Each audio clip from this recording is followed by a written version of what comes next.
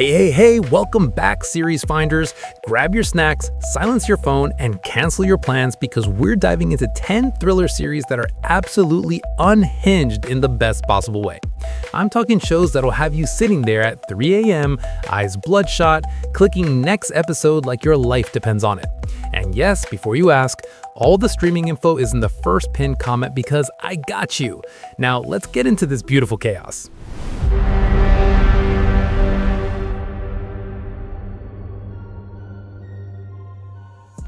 Starting with a show that made me genuinely afraid of weather. Rain becomes a literal apocalypse weapon. Scandinavia turns into a ghost continent, and two siblings emerge from a bunker into desolation that makes The Walking Dead look like a field trip. The atmosphere is thick, foggy forests, abandoned cities, and constant dread that one raindrop could end everything. That European bleakness where hope is a luxury and every decision feels life or death? Chef's kiss. The concept, rain as the villain, is so simple yet terrifying. Yeah, execution gets wobbly and not every plot choice lands, but when it works, it works. Nature itself becoming the enemy is deeply unsettling, and this show commits hard. Post-apocalyptic survival with Scandinavian moodiness and existential dread? You need the rain in your life. Next up got criminally canceled after one season, and I'm still not over it. Alien spacecraft debris scattered across Earth, except each piece warps reality in disturbing ways. One fragment makes people disappear into pocket dimensions. Another brings back the dead, but wrong. The American and British agent dynamic is chef's kiss. Clash of styles, trust issues, earned partnership. X-Files vibes? Immaculate. Every episode introduces new debris with unique properties, so you're constantly on edge. Conspiracy layers run deep with shadowy organizations racing to weaponize alien tech. My beef? One season before it vanished. Mysteries were getting juicy, mythology expanding, then nothing. Deserve 3 more seasons minimum. Debris will haunt you with what could have been. This one is psychological warfare disguised as survival drama. We're bouncing between timelines, 90s high school soccer players stranded in wilderness descending into savagery, and present-day successful women whose picture-perfect lives are rotting from inside. The tension. Every flashback makes you go, oh no, watching these girls lose humanity. Then cutting to present where they're all smiles but clearly one bad day from unraveling. The horror isn't jump scares, it's watching trauma calcify into bones, seeing how wilderness broke something that never healed. The mystery of what actually happened, doled out carefully, each reveal more disturbing. Performances are phenomenal, adult actors embodying buried feral energy. The show doesn't shy away from dark, uncomfortable questions about survival and morality. Fair warning, this gets dark. Cannibalism implications, cult behavior, psychological horror that burrows under your skin. Equal parts Lord of the Flies and sophisticated character study, YELLOWJACKETS is premium nightmare fuel. This one said, what if Squid Game but make it weird? Arisu, unmotivated gamer, blinks and Tokyo is empty except for deadly games where losing means instant death. These aren't fun games, life or death challenges, testing body, mind, and soul in creative, brutal ways. The playing card system is genius. Different suits mean different torture methods. Higher numbers mean exponentially higher death chances. What gets me is exploring desperation and morality when survival is the only currency. Sacrifice strangers to live? Trust anyone when everyone's one bad game from execution? Visuals are stunning, empty Tokyo is haunting, and game designs are genuinely clever and terrifying. Arisu transforms from apathetic slacker to someone forced to care because not caring means death. That central mystery, who runs the borderland and why, keeps you theorizing constantly. Violent, intense, occasionally heartbreaking, addictive as hell. Alice in Borderland proves Japanese television is playing a different game. What if you couldn't leave your hometown and also monsters eat you at night? Norman Rockwell town that's actually a prison wrapped in Americana aesthetics. Everyone who drives through gets trapped forever. When sun goes down, creepy smiling creatures hunt anyone not safely inside. The claustrophobia is real. Physical trap plus psychological torture of same people, same place, no answers, no hope. Slow burn dread and atmosphere even in daylight. Mysteries layer beautifully. Every answer spawns 3 new questions, symbols everywhere, supernatural elements escalating. Harold Perrineau as Boyd is fantastic, sheriff maintaining order and hope when both are in short supply. It balances horror with genuine human drama, love, families fracturing, hope dying and rekindling. Monsters are nightmare fuel, but real horror is watching sanity erode. Answers come slowly, very slowly, which might frustrate binge watchers, but that gradual revelation keeps you obsessing over theories. From crawls into your brain and sets up camp. Speaking of obsessing over shows, if you're loving this list and want more series recommendations that'll ruin your productivity, smash that subscribe button. And hit the like button too, because it genuinely helps us bring you more content like this. Now, let's keep this train rolling. Underground bunker. Thousands of people, one massive lie. You know something's fundamentally wrong, but watching truth emerge is like slow-motion car crash, horrifying and impossible to look away. Humanity's remnants live in this massive silo because outside is supposedly toxic. But is it really? Juliet starts pulling threads and an entire society unravels. Political intrigue is chef's kiss. Different silo levels with different power structures, secrets within secrets, mysterious deaths. Rebecca Ferguson carries this. Phenomenal performance, all quiet intensity and stubborn determination.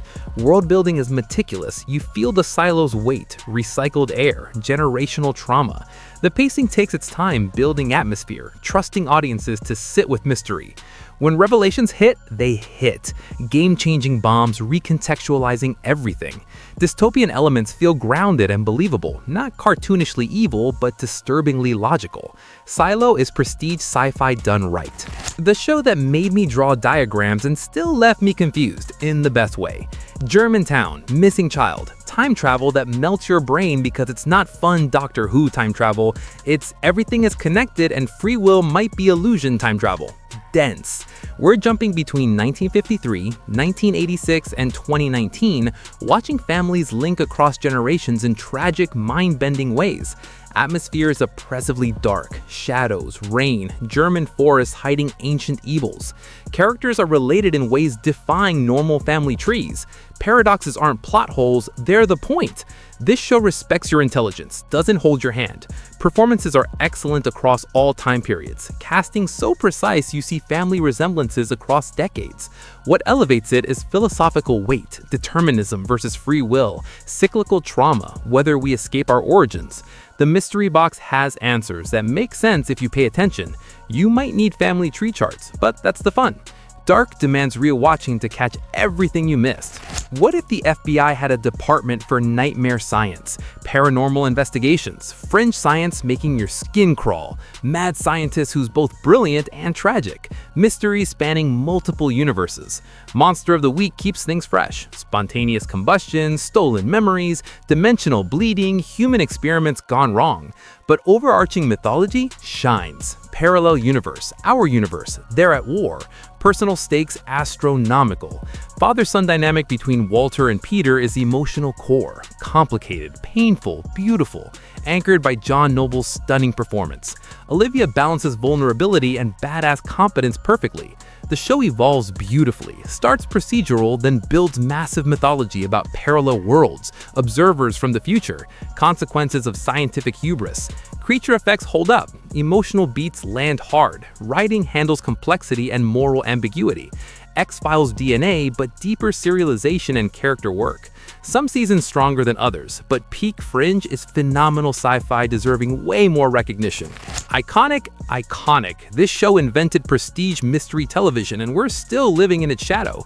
Plane crash, mysterious island, polar bears in tropics, smoke monsters, hatches, the others, more mysteries than you can count. What made this appointment TV is weaponized cliffhangers. Every episode jaw on the floor, wait a week for answers. Character work is exceptional. Flashback structure means we intimately understand survivors' demons before the island.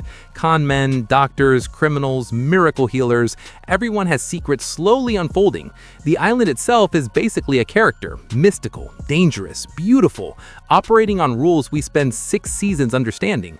Controversial opinion, the ending is divisive. Some hated it, felt betrayed. Personally, it's about the journey and characters more than tidy answers. The show explores faith versus science, redemption, found family, whether people can truly change. Mythology gets wild. Time travel, immortal beings, electromagnetic properties, throws everything at walls. But caring desperately about these characters keeps you watching. Messy, ambitious, occasionally frustrating, but Lost swung for fences and changed television forever. The granddaddy of them all, the show that made I Want to Believe a cultural touchstone and proved paranormal procedurals could be smart, scary, and addictive. Mulder and Scully investigating the X-Files is the blueprint. Believer and skeptic, the tension, the chemistry, trust developing into one of TV's great partnerships. Monster of the Week episodes are fantastic. Mutants, vampires, creatures, each unsettling and creative. But mythology episodes? Government conspiracy, alien colonization plot, cigarette smoking man lurking in the shadows. That's the addictive spine keeping you mainlining seasons. Paranoia about authority and government cover-ups feels even more relevant now. Atmosphere consistently creepy and moody. Writing is sharp, Duchovny and Anderson performances perfect, balancing horror, humor, and heart. Yes, 11 seasons and quality varies. Later seasons get weird, but peak seasons are untouchable. The show influenced everything after. So many modern mystery shows owe it a debt. Taut television audiences would commit to long-form mythology. Strong character dynamics carry shows, and the truth is actually out there. Essential viewing, genuinely iconic, absolutely earns top spot. The X-Files is the foundation. And there you have it, 10 thriller series that'll consume your life in the best way possible. From alien debris to underground silos to plane crash mysteries, we've covered shows that'll keep you theorizing, binging, and losing sleep. Drop a comment telling me which show you're starting first, or if I missed your favorite thriller that deserves a spot on this list. Remember, all the streaming info is in that pinned comment, and if you haven't already, subscribe because we've got so many more lists coming your way. Until next time, happy binge watching, and may your theories be wild and your cliffhangers merciful. See you in the next video.